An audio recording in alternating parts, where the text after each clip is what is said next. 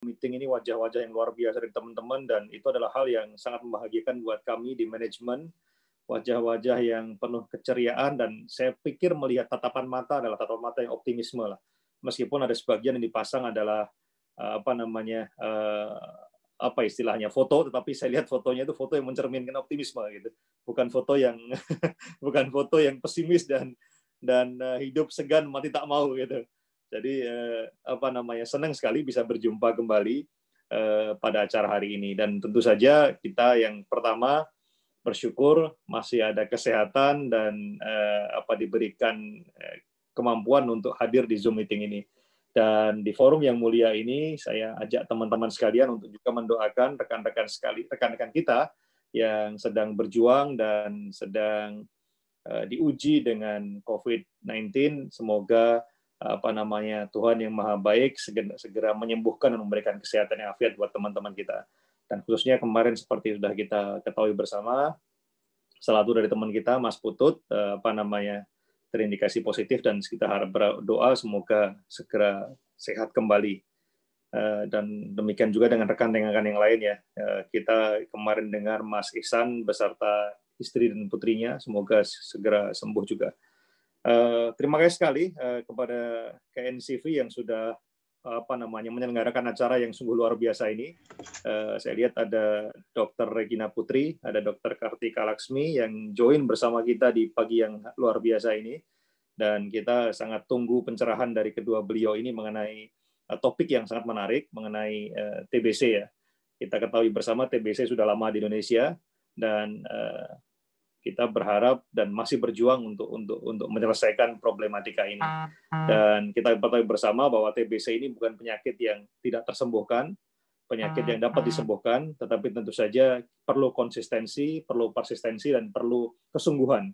Dan kesungguhan ini tidak dapat dikerjakan sendiri saja, dibutuhkan suatu sinergitas antara satu dengan lain pihak. Dan terutama kalau kita lihat di pagi hari ini, kita akan mendengarkan bersama mengenai bagaimana sinergitas itu dibangun di lingkungan korporasi, lingkungan perusahaan. Dan lebih penting lagi kalau kita lihat, WOW itu kan, W-nya kan sebabnya women kan. Jadi kan bagaimana peran wanita dalam hal ini untuk menjadi soko guru lah, menjadi penegak, menjadi peniup genderang, menjadi seorang yang mengingatkan terus-menerus betapa pentingnya kita menanggulangi TBC ini. Dan tentu saja kalau kita lihat secara medis mungkin tidak saja berbicara mengenai masalah preventif, tidak saja berbicara mengenai masalah kuratif, tetapi juga berbicara mengenai masalah promotif ya. Demikian yang saya pernah baca nih, nggak tahu nanti Dokter Regina dan Dokter Kartika bisa lebih itu kan. Tapi saya ingat saya tidak hanya berbicara preventif dan kuratif, tapi berbicara promotif. Hari ini mungkin kita akan gabung ketiganya, baik itu promotif, kuratif, dan preventif tadi. Saya pikir itu, dan kita sangat bahagia, sangat happy ada teman-teman yang join di sini, sudah 50 orang lebih, dan silakan teman-teman berinteraksi dengan baik, dan saya berharap dan sungguh berdoa semoga interaksi ini menjadi hal yang sangat positif untuk semuanya. Thank you, Mas Tri dan Dr. Regina, Dr. Kartika. Sekali lagi terima kasih untuk kehadiran di pagi yang luar biasa ini. Thank you. Assalamualaikum warahmatullahi wabarakatuh. Waalaikumsalam warahmatullahi wabarakatuh. Terima kasih Pak Arief atas sambutannya pada pagi hari ini. Mungkin untuk mempersingkat waktu untuk kegiatan screening dan edukasi terkait TBC, langsung saja kami serahkan kepada tim KNCV untuk memulainya. Monggo Mbak Regina.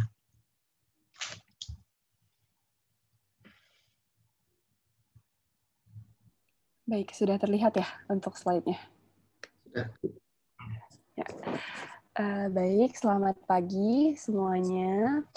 Selamat pagi kepada Direktur Keuangan Jaya, kemudian pada teman-teman sekalian, teman-teman dari JIEP dan juga dari YKI. Perkenalkan, saya Regina Putri. Hari ini kita akan melakukan edukasi dan juga screening terhadap tuberkulosis. Nah, mungkin nanti kalau misalnya ada pertanyaan atau misalnya nanti ada yang ingin dibahas, bisa silakan raise hand atau boleh langsung aja unmute audio. Organisasi kesehatan non-profit yang bergerak di bidang kesehatan, terutama tuberkulosis. Oke, jadi ini pertama kita akan kenalan dulu nih dengan tuberkulosis itu apa sebelumnya. Nah, mungkin Bapak-Bapak dan Ibu-Ibu sekalian sudah pernah mengenal TBC ya, sebelumnya sudah pernah dengar. Jadi TBC itu adalah singkatan dari tuberkulosis, jadi ini merupakan penyakit yang bisa dicegah, bisa diobati, dan juga bisa disembuhkan. Jadi jangan takut kalau TBC sebenarnya. Jadi TBC atau tuberkulosis merupakan penyakit yang disebabkan oleh bakteri. Nah, bakterinya adalah Mycobacterium tuberculosis, yang mana penularannya adalah melalui udara bebas yang terhirup oleh kita, kemudian masuk ke dalam paru-paru. Gitu. Nah, ya jadi ini tadi yang seperti sudah dijelaskan, walaupun TBC tadi sebagian besar adalah menyerang paru-paru, tapi dia juga bisa menyerang ke bagian tubuh lain, seperti misalnya otak, tulang, kulit, dan semuanya. Itu dia bisa menyebar kemana-mana, gitu. Jadi nggak cuma paru-paru. Nah, dan TBC ini sekali lagi adalah bukan penyakit yang sifatnya turunan, ataupun disebabkan oleh kutukan, ataupun guna-guna gitu ya, karena sampai saat ini masih ada mispersepsi dikatakan bahwa TBC itu penyakit yang karena santet atau guna-guna gitu ya, enggak ya, ini karena memang infeksi bakteri gitu, karena tertular dari orang lain gitu. Oke, nah ini tuberkulosis dalam angka. Jadi saat ini Indonesia itu merupakan juara 2 TBC tertinggi di dunia. Nomor satunya adalah India. Tadinya itu waktu saya masih masuk kuliah itu masih juara 4, terus naik jadi juara 3, sekarang juara 2, udah makin tinggi aja sekarang angkanya ya. Jadi angka di Indonesia sendiri pada tahun 2019 kemarin yaitu 845.000, tetapi yang terlaporkan itu baru 66%-nya saja, baru 562.000 kasus. Jadi masih banyak kasus yang belum terlaporkan seperti itu. Nah, ini untuk proporsi kasusnya berdasarkan jenis kelamin. Jadi sebenarnya kalau untuk proporsi kasus berdasarkan jenis kelamin, itu antara perempuan dan laki-laki tidak jauh berbeda ya, karena sebenarnya TBC ini bisa menyerang baik perempuan maupun laki-laki di seluruh kalangan usia, seperti itu. Nah, ini untuk gejala TBC, mungkin sebelumnya sudah pernah dengar juga. Jadi intinya sih paling sering adalah ada gejala batuk. Batuk ini nggak harus berdarah ya, walaupun memang kalau batuk yang berdarah seringkali memang TBC penyebabnya. Cuman batuk yang lama biasanya TBC ini lebih dari 2 minggu kita sebutnya. Dan batuknya ini tidak harus berdahak, dia juga bisa tidak berdahak. Yang jelas batuk lama lebih dari 2 minggu. Nah, biasanya juga ada gejala-gejala tambahan lain, seperti yaitu ada nyeri dada atau sesak nafas, terus bisa ada batuk darah tadi, sering demam biasanya demamnya nggak tinggi tuh kalau misalnya kita ukur pakai temperatur, paling sekitar 38, 37, gitu ya. Jadi kayak nggak terlalu tinggi demamnya, tapi sering meriang-meriang. Kemudian sering keringetan kalau malam hari. Jadi malam-malam suka keringetan, padahal nggak kepanasan, padahal pasang AC, tapi keringetan aja gitu. Nah, kemudian bisa juga ada penurunan berat badan. Ya, penurunan berat badan, dan yang terakhir bisa juga ada nafsu makan yang menurun. Oke, ini seperti yang sudah dijelaskan tadi, yang bisa terkena TBC siapa? Jadi sebenarnya semua orang, baik perempuan, laki-laki, usia muda, usia tua, anak kecil, semuanya bisa kena TBC. Seperti itu. Nah, ini untuk siapa yang berisiko lebih tinggi untuk sakit TBC, jadi pertama anak-anak. Anak-anak itu terutama karena memang sistem imunnya ya, sistem kekebalan tubuhnya itu belum sempurna istilahnya. Jadinya lebih gampang untuk untuk menderita sakit TBC. Begitupun dengan lansia. Kalau lansia biasanya dia punya penyakit-penyakit yang lain juga. Jadi kayak misalnya DM atau gula, penyakit kencing manis, terus bisa juga punya penyakit-penyakit yang lain yang membuat daya tahan tubuhnya itu menjadi lebih lemah gitu. Dan jadinya lebih berisiko untuk sakit TBC. Nah, ini ya seperti yang sudah dijelaskan tadi, diabetes. Kemudian TBC sendiri juga sangat berkesinambungan dengan HIV atau AIDS ya. Jadi biasanya kalau misalnya orang yang HIV itu punya risiko sangat tinggi untuk mengalami TBC. Nah, jadi biasanya ini satu paket nih, sering kita lakukan pemeriksaan bersamaan. Kalau misalnya ada TB, maka kita akan periksa juga apakah ada kencing manisnya juga atau ada HIV-nya juga atau tidak, karena ini mereka temenan gitu istilahnya. Dan yang terakhir adalah perokok. Tuh. Nah, jadi ini cara penularan TBC. Jadi penularan TBC itu melalui droplet ya, droplet atau percikan dahak. Jadi droplet ini bisa menular pada saat seseorang yang terinfeksi TBC itu berbicara atau batuk atau bersin atau dia ngeludah terus kemudian terhirup sama orang lain, itu bisa akhirnya menularkan TBC seperti itu. Nah, mungkin teman-teman juga pasti udah lebih familiar dengan kata droplet semenjak ada COVID ya, karena salah satu penularan COVID juga melalui droplet.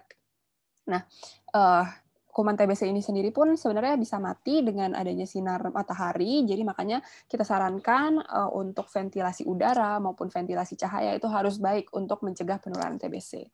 Gitu. Di sini bisa lihat kalau bicara sampai yang paling parah itu bersin, itu ada banyak partikel droplet yang bisa keluar gitu. Jadi ini lebih tinggi risiko penularannya. Nah, kemudian ini untuk paparan kuman TBC. Jadi risiko infeksinya itu bergantung pada macam-macam. Yang pertama dari sumber infeksinya, yaitu apakah kontak erat atau tidak. Kemudian juga kepadatan kumannya, seperti tadi kalau misalnya hanya berbicara, mungkin kontaknya hanya dalam waktu sebentar, cuma 5 menit, jaraknya jauhan, yaitu masih mungkin tidak terinfeksi gitu. Nah, ini juga salah satunya lamanya menghirup udara ya. Kemudian nah, ini jadi untuk perjalanan penyakitnya sendiri dari mulai dia terhirup sampai dia akhirnya terinfeksi itu panjang sebenarnya. Jadi nggak serta-merta begitu kita menghirup kuman itu kita langsung sakit TBC, tidak seperti itu. Jadi itu tetap tergantung pada daya tahan tubuh masing-masing gitu. Jadi ketika dia tertular di dalam tubuh kita punya sistem imunitas atau sistem kekebalan tubuh di mana nanti dia akan melawan si kuman TBC-nya ini. Nah, nanti apabila daya tahan tubuh kita yang kalah, daya tahan tubuh kita lemah, maka kita akan sakit TBC. Sementara kalau daya tahan tubuhnya baik, dia masih bisa berdiam diri di dalam tubuh, kemudian nanti dia akan nungguin, kuman ini akan nungguin sampai orangnya itu suatu saat daya tahan tubuhnya jatuh. Nah, itu kita sebut sebagai TB laten, seperti itu. Nanti begitu orangnya daya tahan tubuhnya turun, barulah dia menyerang kembali, itu bisa seperti itu. Nah, kemudian nih untuk TBC sendiri seperti dijelaskan di awal tidak harus di paru-paru ya, dia bisa kena ke berbagai jaringan atau berbagai organ tubuh kita. Nah, salah satunya ada di sini bisa kena mulut, namanya TBC mulut, kemudian bisa kena tulang juga, TBC tulang. Ini kalau di tulang belakang seperti ini, ya di tulang belakang atau tulang punggung itu namanya TBC tulang, spondylitis TB kita sebutnya bahasa kedokterannya. Biasanya dia bentuknya seperti ada benjolan seperti ini ya di tulang belakangnya, dan ini biasanya sering membuat kecacatan saraf ya, jadi biasanya jadi kesulitan berjalan juga gitu. Nah, kemudian bisa juga ada di kelenjar getah bening seperti ini, terus bisa juga yang di kulit seperti ini. Oke, nah terus bagaimana caranya mengetahui apakah seseorang terkena TBC atau tidak? Itu ada beberapa pemeriksaan. Pertama, pemeriksaan dahak. Jadi pemeriksaan dahak ini nanti diambil 2 kali, yaitu sewaktu dan juga pagi hari. Jadi sewaktu ketika orangnya ini datang ke fasilitas kesehatan, diambil dahak, lalu dia akan diambil dahak lagi keesokan harinya pada pagi hari. Karena kita pikir kalau misalnya untuk pagi hari, itu memang kumannya lebih banyak ya gitu. Nah, kemudian yang kedua adalah foto ronsen dada. Jadi ini di foto juga dari foto ronsen itu bisa ada gambaran yang memang mengarah ke TBC. Nah, kemudian ini pertanyaannya sering ditanyakan. Jadi apakah sebenarnya TBC itu bisa diobati atau tidak? Jadi TBC itu bisa diobati, bisa sembuh gitu. Nah, cuman memang pengobatannya agak lama ya. Setidaknya 6-8 bulan, dan itu ada 2 tahap, yaitu tahap awal atau tahap intensif di mana obatnya ini diminum setiap hari selama 2 atau 3 bulan, dan selanjutnya adalah tahap lanjutan. Nah, kalau tahap lanjutan agak renggang sedikit, jadi seminggu 3 kali aja minum obatnya, ini selama 4-5 bulan. Nah, cuman karena memang dia panjang, pengobatannya harus rutin. Nah, banyak juga pasien-pasien yang mereka tidak rutin berobat karena malas bisa, atau karena ada efek samping obat bisa juga. Nah, itu kalau misalnya dia tidak minum obat sampai tuntas, tidak sampai dikatakan sembuh oleh dokter, itu bisa menyebabkan yang namanya TB resisten obat. Apa itu TB resisten obat? Yaitu ketika si kumannya ini sudah tidak mempan lagi pakai obat-obatan yang tadi diberikan. Nah, kalau seperti ini udah lebih repot lagi karena nanti pengobatannya berbeda dengan pengobatan TB yang awal. Ini harus ada pengobatan secara suntik juga. Jadi lebih repot lagi, pasiennya harus datang ke fasilitas kesehatan untuk suntiknya seperti itu. Yang lagi adalah gimana nih caranya kita mencegah TBC. Yang pertama adalah menjalankan perilaku hidup bersih dan sehat. Nah, kemudian setelah itu kita juga harus makan makanan bergizi, ya, jadi bisa meningkatkan daya tahan tubuh, misalnya dengan olahraga teratur, terus minum vitamin, itu juga bisa meningkatkan daya tahan tubuh kita. Kemudian juga dengan tidak merokok, karena tadi seperti dijelaskan sebelumnya bahwa merokok sendiri bisa meningkatkan risiko tertular tuberkulosis. Nah, kemudian juga selanjutnya membuka jendela rumah, ya ini yang tadi saya jelasin juga. Jadi memang TBC itu dia bisa mati sama cahaya matahari, kemudian juga ventilasi harus bagus nih, ventilasi sirkulasi udara itu harus baik. Kemudian juga untuk kita semua, ini nggak hanya untuk yang orang yang TBC ya, ini harus menerapkan yang namanya etika batuk, terutama saat pandemi COVID saat ini ya. Jadi untuk saat batuk, itu ada etikanya, di mana kita harus menutup mulut kita, bisa dengan siku lengan dalam, kemudian juga bisa juga dengan tisu, kemudian tisunya dibuang, lalu cuci tangan, seperti itu. Nah, kemudian juga jangan buang dahak di sembarang tempat, jadi sebaiknya di toilet, kemudian di flush, kemudian kalau misalnya sudah terdiagnosis TBC, maka obatnya harus diminum secara lengkap dan teratur sampai sembuh, bukan sampai menurut dia sembuh, tapi sampai kata dokternya sembuh gitu. Ya, yang dibuktikan dengan pemeriksaan tadi, pemeriksaan dahaknya dan ronsennya memang sudah terbukti sembuh. Seperti itu. Kemudian ini ya, untuk hubungan merokok dengan TBC, jadi memang merokok sendiri bukan menyebabkan TBC, karena kan tadi kan TBC sendiri penyebabnya adalah karena kuman ya, jadi bukan karena ngerokok jadi TBC, tapi ngerokok ini meningkatkan risiko untuk terjadi TBC. Nah, di sini pada beberapa penelitian itu disebutkan bahwa orang yang TBC dan juga merokok itu risiko kematiannya 9 kali lipat lebih tinggi, karena sebenarnya intinya adalah rokok itu bisa merusak struktur paru-parunya. Nah, karena paru-parunya rusak, daya tahan tubuh di paru-parunya juga rusak, jadi makanya dia lebih gampang untuk terkena TBC dan risiko kematiannya pun juga lebih meningkat. Seperti itu. Nah, ini sama seperti tadi, mencegah penularan TBC. Nah, ini juga yang suka ditanya, apa bedanya TBC dengan COVID-19? Oke, jadi kalau untuk TBC dan COVID-19 sendiri berbeda, penyebabnya berbeda. Memang secara gejala agak-agak mirip ya. Salah satunya adalah dia menyerang saluran pernafasan terutamanya ya. Jadi sama-sama bisa ada gejala batuk, kemudian juga ada gejala demam, sama COVID juga seperti itu. Cuman mungkin kalau secara gejala yang berbeda dari COVID itu, dia biasanya bisa juga ada pileknya. Kalau TBC itu biasanya nggak ada pileknya. Terus kalau COVID itu dia biasanya mungkin udah sering dengar juga nih namanya anosmia. Anosmia itu jadi dia nggak bisa mencium bau-bauan ya, jadi hilang kemampuan untuk mencium baunya. Nah, sementara kalau tuberkulosis itu tidak ada gejala seperti itu. Sebaliknya, kalau TBC itu seperti yang tadi dijelaskan, dia adanya turun berat badan dan ada keringat malam gitu. Nah, terus beda juga penyebabnya. Kalau tuberkulosis disebabkan oleh bakteri, kalau COVID disebabkan oleh virus. Seperti itu, dan dari perjalanan penyakitnya, kalau COVID ini sifatnya kita sebutnya akut ya, jadi artinya dia mendadak dan langsung gitu ya, langsung berat. Kalau tuberkulosis itu dia sifatnya lebih kronis, jadi lebih berkepanjangan gitu. Nah, kemudian untuk pemeriksaannya pun berbeda. Kalau TBC tadi dengan pemeriksaan dahak, sementara COVID itu pemeriksaannya dengan menggunakan swab gitu. Nah, jadi TBC ini sendiri juga tapi merupakan salah satu komorbid. Komorbid itu apa? Penyakit penyerta atau penyakit yang bisa memperberat apabila terjadi COVID juga gitu. Jadi kalau misalnya sama-sama kena TB terus kena COVID-nya juga, jadi kena dua-duanya, itu akan lebih berat lagi gejalanya. Ya, baik. Mungkin sekian untuk sesi edukasinya. Apabila ada yang ingin ditanyakan, silahkan. Sebelum nanti kita akan melanjutkan ke sesi berikutnya, yaitu pengenalan Sekar TB, yaitu aplikasi yang kita kembangkan untuk screening elektronik karyawan tentang TB, yang nanti akan dijelaskan oleh teman saya, Nadia. Mungkin sekarang kita buka sesi tanya jawab dulu kali ya.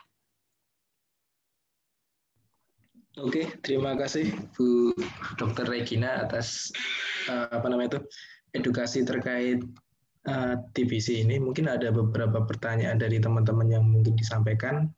Monggo silakan bisa melalui chat juga atau melalui unmute pada mic ini. Atau Mas mungkin Riyadi, sedikit Mas Riyadi. Siap, monggo Pak. Halo Mas Ri. Ya Pak.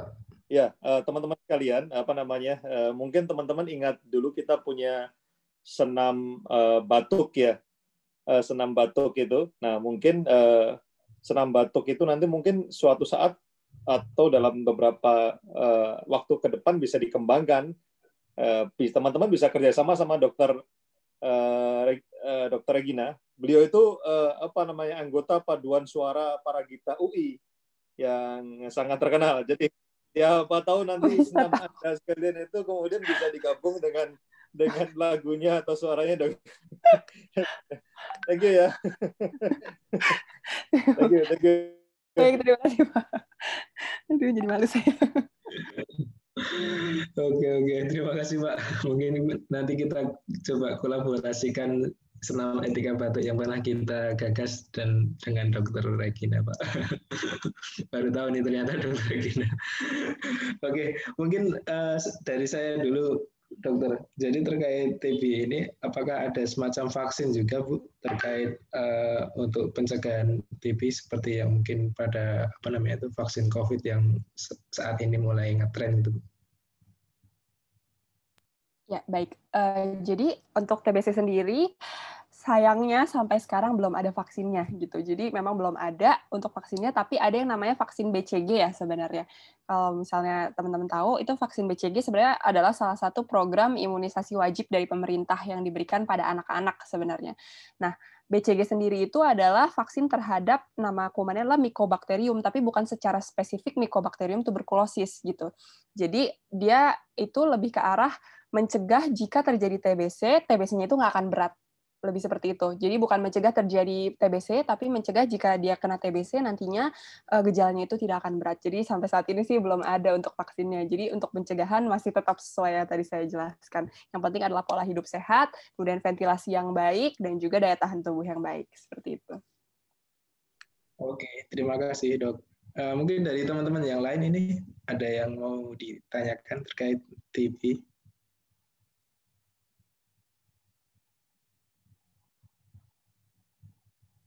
Oke, mungkin gini aja Dok. Untuk itu bisa disambung dulu dengan kegiatan yang tadi. Ya, baik. Nanti boleh menyusul jika ada pertanyaan lagi. Tanya nih Dok. Baik. Ya. Jadi istri saya pernah mengalami TBC otak, gejala sakit kepala berat setelah melahirkan anak kedua.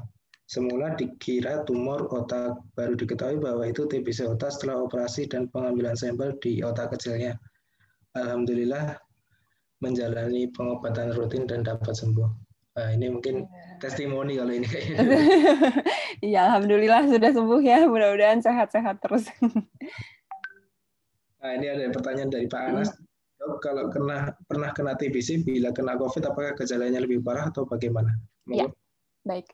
Pertanyaan yang baik sekali. Memang ini seperti yang saya jelaskan tadi. Jadi TBC itu merupakan salah satu komorbid ya, atau penyakit yang bisa memperberat gejala COVID-19. Jadi COVID-19 ini sendiri, bahkan pada orang yang tidak punya penyakit apapun, dia itu sebenarnya bisa mematikan. Apalagi jika dia punya penyakit lain. Nah, terutama TBC. Kenapa TBC? Karena TBC itu dia akan merusak struktur paru-paru. Nah, kalau misalnya struktur paru-parunya itu rusak dan kemudian juga daya tahan tubuhnya di dalam paru-parunya itu kan dia punya daya tahan tubuh sendiri tuh, pertahanan tubuh sendiri. Nah, itu kalau itunya juga rusak, maka dia akan lebih gampang, COVID-19 ini akan lebih gampang untuk merusak, istilahnya merusak lah ya, merusak paru-parunya gitu. Nah, jadi pastinya gejalanya akan lebih berat gitu. Sesaknya akan lebih berat dan lebih gampang untuk dia sampai perjalanan penyakitnya menjadi lebih lanjut. Seperti itu. Oke. Assalamualaikum Pak Tri. Monggo Bu Endah, silakan. Pak Tri, saya ingin menanyakan nih ke dokter. Tadi kan disebutkan bahwa dalam diagnosis TB itu kan ada dua ya, pemeriksaan dahak dan pemeriksaan Ronsen. Nah, atau bisa salah satu ya, Dok. Mengingat ada individu yang gejala batuk tapi nggak ada dahaknya saat pemeriksaan seperti itu. Ya, baik. Jadi untuk pemeriksaan TBC sendiri, sebenarnya yang diutamakan adalah pemeriksaan dahaknya dulu. Jadi kalau misalnya salah satu aja, kan tadi kan ada 2 sampel ya, ada yang sewaktu sama pagi. Nah, salah satu aja ada yang positif, itu bisa langsung kita diagnosis sebagai TBC. Nah, tetapi kalau misalnya dua-duanya negatif, tapi dokternya curiga nih kok gejala-gejalanya TBC banget ya. Nah, seperti itu kita juga bisa periksa secara ronsennya. Nah, jadi kalau misalnya secara ronsen ternyata ada gambarannya kayak TB, walaupun dia hasil dahaknya negatif, itu dokternya bisa tetap mendiagnosis dia sebagai TBC gitu. Jadi tidak harus dua-duanya, cuman memang yang lebih diutamakan adalah pemeriksaan dahaknya dulu. Kalau tidak ada dahaknya sama sekali bagaimana, Dok? Hanya untuk pemeriksaan ronsen. Maksudnya dahaknya tidak ada sama sekali karena nggak bisa keluar gitu ya? Nggak bisa keluar, iya. Oh iya. Sama sekali. Ya biasanya kalau seperti itu tadi, jadi kita melihat dari gejalanya dan juga melihat dari ronsennya. Gitu. Jadi kalau misalnya ternyata ronsennya baik-baik saja, tidak ada apa-apa, kemudian setelah kita periksa, pemeriksaan fisik, kemudian kita tanya-tanya, seperti biasa kan kita kalau ke dokter kan ditanya-tanya tuh. Nah, kalau setelah dari pertanyaan-pertanyaan itu ternyata memang nggak ada gejala mengarah ke TBC, maka dia tidak bisa didiagnosis sebagai TBC. Tapi kalau misalnya dia gejala-gejalanya mengarah TBC, terus kemudian ronsennya juga mengarah ke TBC, maka kita bisa diagnosis dia sebagai TBC. Tidak harus ada hasil dahaknya. Gitu. Oh, seperti itu. Oke, terima kasih, Dok. Ya, sama-sama.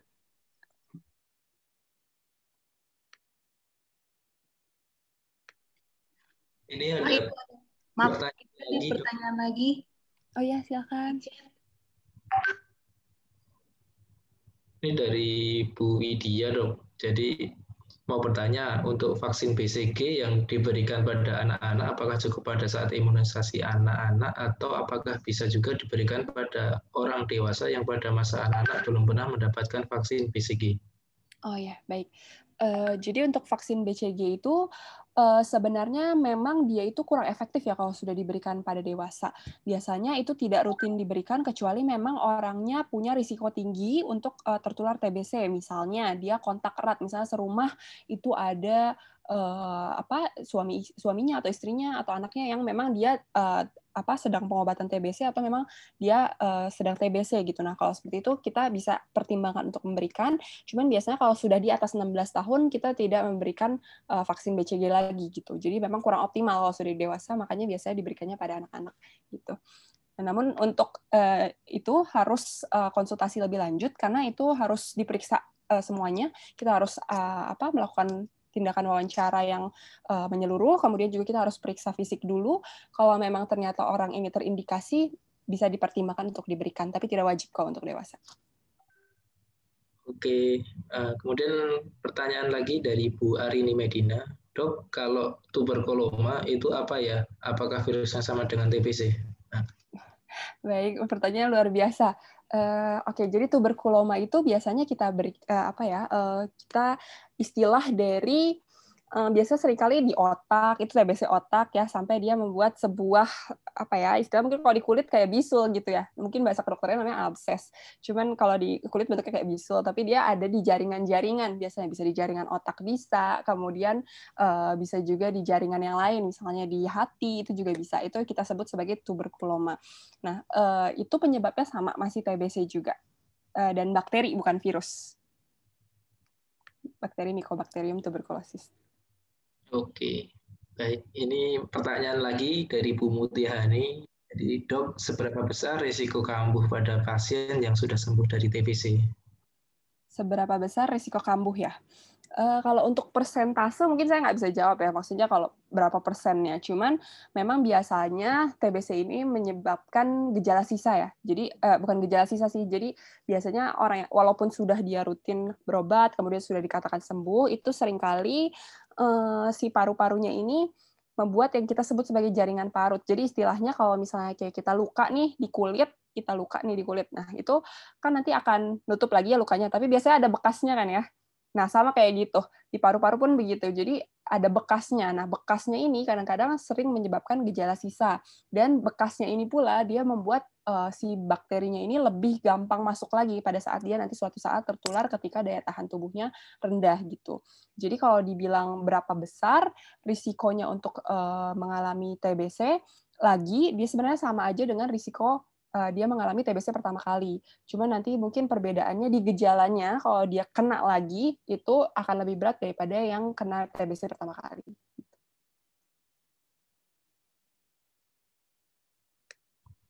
Oke, Dok. Nah, mungkin bisa yang lanjut ya, Dok. Baik. Mungkin biar mengalir melalui. Ya, melalui. Ya, baik. Oke. Ya. Baik, terima kasih banyak, luar biasa sekali partisipasinya. Mungkin selanjutnya kita akan menjelaskan sedikit tentang yang namanya Sekar TB atau screening elektronik untuk karyawan, karena dia untuk yang masih bertanya nanti saya balas lewat chat ya. Terima kasih. Ya, untuk yang masih bertanya nanti saya balas lewat chat ya. Terima kasih.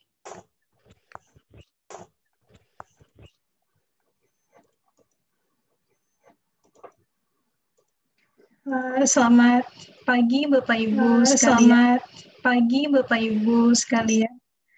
Saya Nadia akan menjelaskan mengenai Sekar TB. akan menjelaskan mengenai Sekar TB. Jadi Sekar TB ini merupakan singkatan dari screening elektronik merupakan karyawan yang merupakan salah satu aplikasi dan platform untuk eliminasi TB di Indonesia, khususnya di perusahaan-perusahaan, dengan cara screening elektronik pada karyawan. Nah, dengan melakukan screening menggunakan Sekar TB, diharapkan mampu mendeteksi secara dini dari beberapa gejala yang sedang dialami oleh pengguna Sekar TB. Jadi dari hasil screening, tim TB akan memberikan pendampingan untuk tindak lanjutnya, yaitu pemeriksaan. Nah, ini saya akan menjelaskan bagaimana penggunaan Sekar TB. Jadi, penggunaan Sekar TB ini cukup mudah. Halo, apakah suara saya terdengar?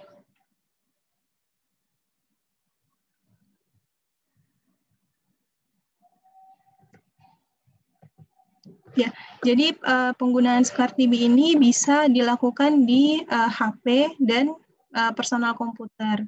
Jadi syaratnya adalah mempunyai device dengan web browser dan jaringan internet. Nah, ini merupakan alamat untuk melakukan screening online-nya, yaitu di app.sobattb.id. Nah, ini alur penggunaannya. Jadi ada 5 tahapan yang dimulai dengan inform consent.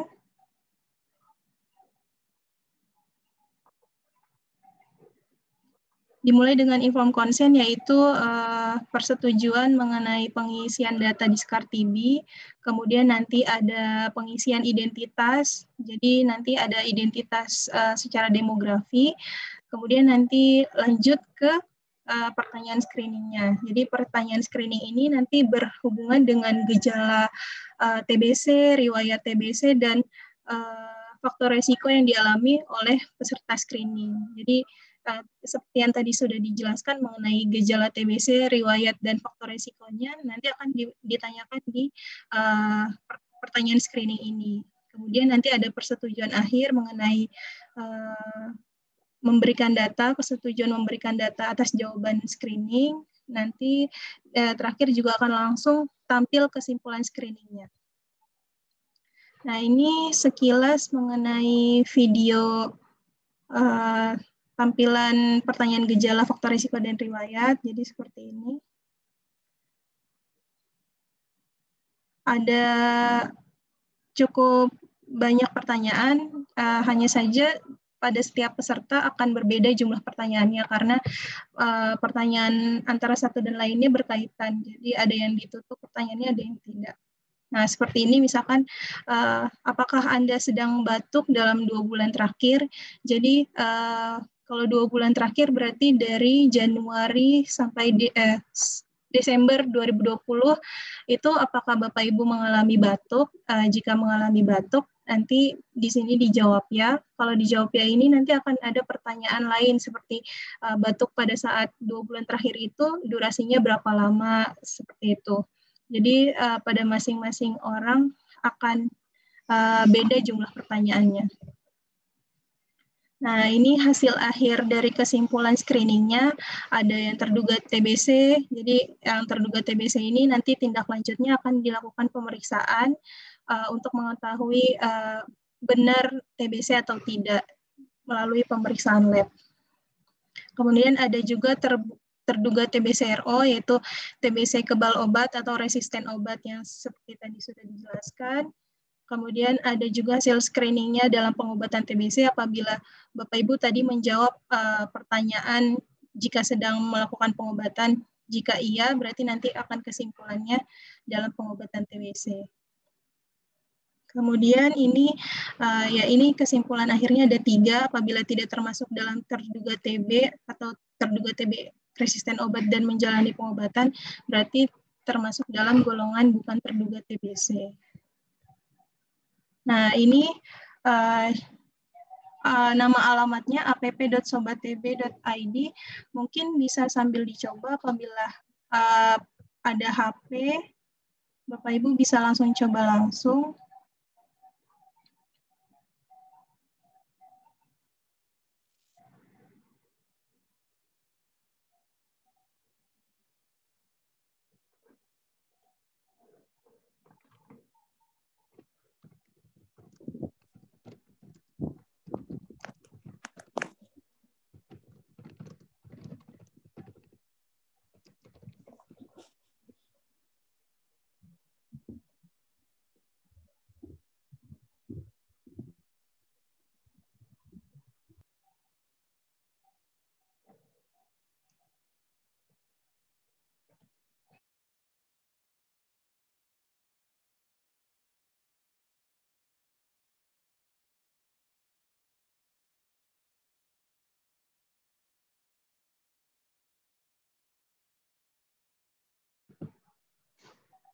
Halo.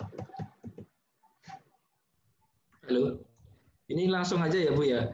Langsung. Sebentar. Berarti terdengar ya suara saya, Pak? Terdengar. Dari tadi, iya. Saya lanjutkan share screen ke ini ya, ke aplikasinya. Nah, ini aplikasinya, alamatnya app.sobattb.id. Nah, ini paling atas ada yang namanya Sekar TB. Nah, langsung kita klik aja di sini, mulai screening. Nanti akan muncul inform consent, jadi ini penjelasan mengenai kesediaan penggunaan data, jadi seluruh data dalam kuesioner dijamin kerahasiaannya dan hanya digunakan untuk kepentingan program TBC pemerintah. Kemudian diklik persetujuan, ya setuju mengikuti screening, kemudian next.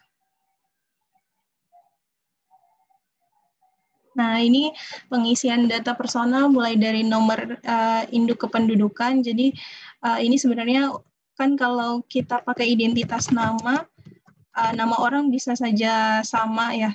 Jadi ini untuk kode unik setiap individu saja. Apabila pakai nomor registrasi karyawan juga boleh. Saya misalkan di sini. Nah, kemudian di sini ada email. Kemudian di sini nama perusahaan, di sini sudah terdaftar PTJF, mungkin bisa langsung diisi. Nah, ini tanggal lahirnya, tanggal dan tahun lahirnya dipilih, kemudian nanti ini perempuan. Kalau misalkan jenis kelaminnya perempuan, nanti akan ada pertanyaan tentang apakah Anda sedang hamil, jika tidak, ya tidak.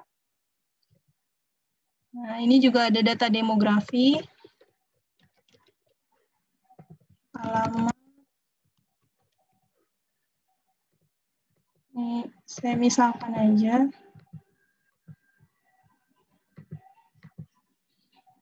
Ada pertanyaan tentang perkawinan, jumlah orang di rumah, dan ini pendidikan juga. Setelah isi data demografi ini akan lanjut ke pertanyaan gejala dan faktor resiko dan riwayat TBC yang tadi. Jadi ini mulai ke pertanyaan penentuan screening. Jadi dengan pertanyaan ini akan disimpulkan nanti peserta merupakan terduga TB atau bukan. Contohnya nomor 1, apakah Anda pernah mengalami batuk dalam 2 bulan terakhir? Jadi Bapak Ibu ingat 2 bulan terakhir ini pernah mengalami batuk atau tidak? Berarti mulai bulan Desember sampai Januari apabila iya pernah mengalami batuk, klik iya. Kemudian pada saat itu berapa lama batuknya? Kalau misalkan ini bilang tinggal dipilih berapa lamanya. Nah, apakah batuknya berdahak? Misalkan iya. Di sini saya jawab iya. Terus ini ada lagi pertanyaan batuk misalkan tidak. Ini saya contohkan saja ya. Tidak, sesak nafas misalkan. Terus ini mengalami badan lemas dan lesu dalam 2 bulan terakhir. Jadi padahal aktivitasnya normal, tidak bekerja berat seperti itu. Tapi rasanya lemas. Apakah iya? Kalau misalkan iya, klik ya. Kalau tidak, tidak. Terus nafsu makan Anda turun dalam 2 bulan terakhir tanpa gejala, tanpa sebab yang jelas, misalkan tidak.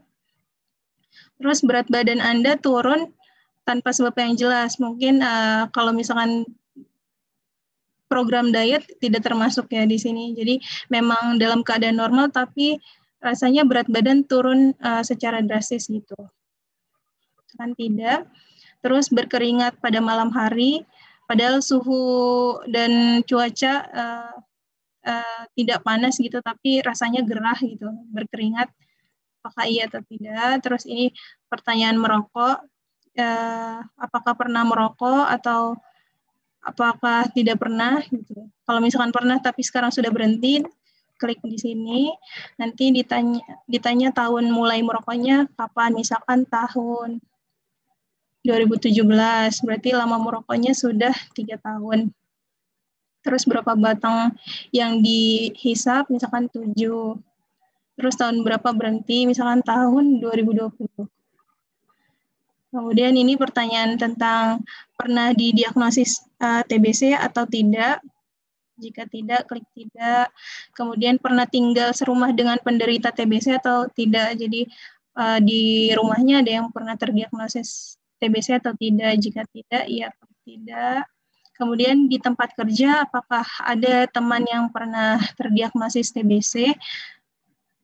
Kalau misalkan tidak tahu, klik tidak tahu. Kemudian ini riwayat penyakit DM atau kencing manis, kan tidak. Terus pemeriksaan HIV. Kemudian ini pertanyaan lagi untuk verifikasi apakah Anda mengalami batuk dalam 10 hari terakhir. Misalkan iya. Terus pernah menjalani pemeriksaan ronsen dada atau tidak? Jika tidak, klik tidak.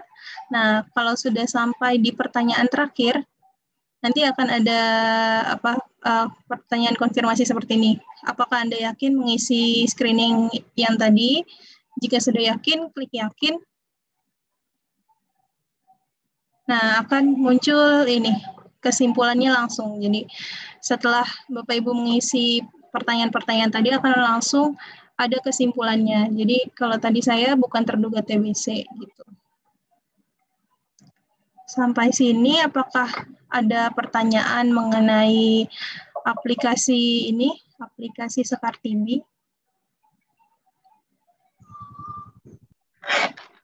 Mungkin izin bertanya, Bu. Kalau yang aplikasi ini, Bu, ini kan base datanya di itu ya, KNCV ya, Bu ya?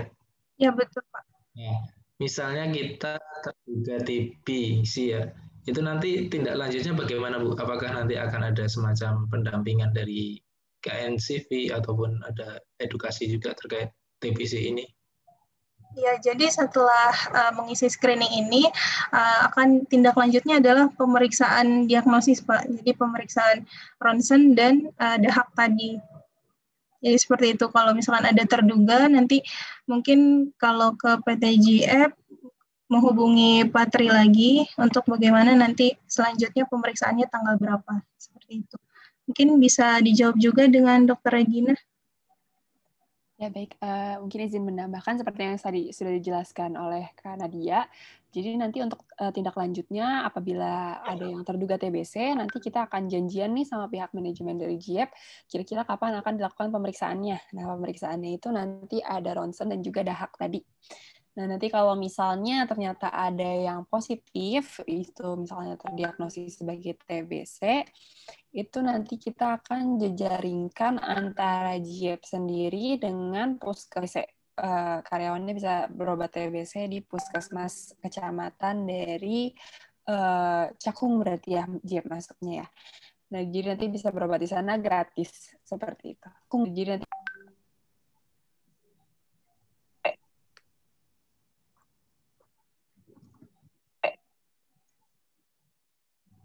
Oke, terima kasih dok. Jadi gini dok, ini kan kebetulan ini kan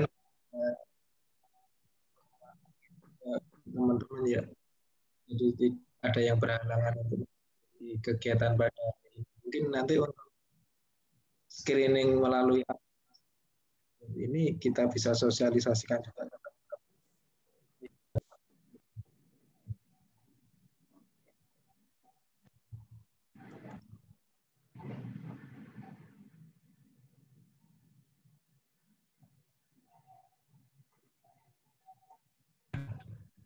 Mungkin ada yang bertanya terkait apa namanya itu terkait tadi ataupun aplikasi ini dari teman-teman, monggo silakan.